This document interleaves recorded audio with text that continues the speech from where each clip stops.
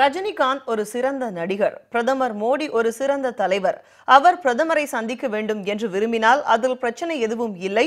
பிரதமருக்கு ரஜினிகாந்தை நன்றாக தெரியும். இது தவிர ரஜினிகாந்தின் அரசியல் பிரவேசம் குறித்து எனக்கு ஒன்றும் தெரியாது. உங்களைப் போல நானும் ரஜினிகாந்தின் பேச்சு குறித்து பத்திரிகைகளின் வாயிலாக தெரிந்து கொண்டேன். Rajinikanth ji is a great actor. Prime Minister is a great leader. If you want to meet the Prime Minister, there is no problem. Prime Minister knows him very well.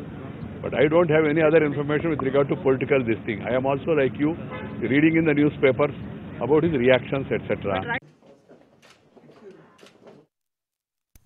இதனிடையே பாரதிய ஜனதா கட்சியில் நடிகர் ரஜினிகாந்துக்கு சரியான இடம் உள்ளது என மத்திய கப்பல் போக்குவரத்து துறை அமைச்சர் நிதின் கட்கரி கூறியுள்ளார். டெல்லியில் செய்தியாளர்களிடம் பேசிய அவர், ரஜினிகாந்த் அரசியலுக்கு வந்தால் வரவேற்போம் என்று பாஜகவில் இணைவது குறித்து அவர் சிந்திக்க வேண்டும் என்றும் கூறினார்.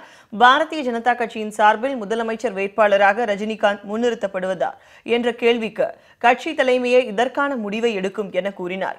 ரஜினிகாந்த் தொடர்பாக சுப்பிரமணியன் சுவாமி தெரிவித்து வரும் கருத்துக்கள் அவரின் சொந்த கருத்து என்றும் ரஜினிகாந்துக்கு பாஜக சரியான தேர்வாக இருக்கும் என்றும் அமைச்சர் கட்கரி தெரிவித்தார்.